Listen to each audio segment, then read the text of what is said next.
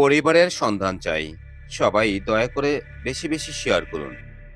সোনারগাঁওয়ের মুগরাপাড়া চৌরাস্তায় গত সন্ধ্যায় একটি সড়ক দুর্ঘটনায় আহত হয়ে এই বয়স্ক ব্যক্তিটি বর্তমানে ঢাকা পঙ্গু হাসপাতালে চিকিৎসাধীন আছেন।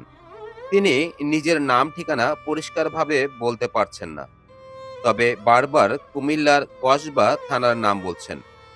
আপনার একটি শেয়ার হয়তো তাকে তার প্রিয়জনদের কাছে ফিরিয়ে দিতে পারে।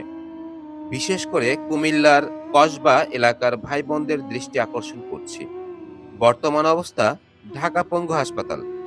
যোগাযোগ নাম্বার 01317111552 অথবা 01346607219।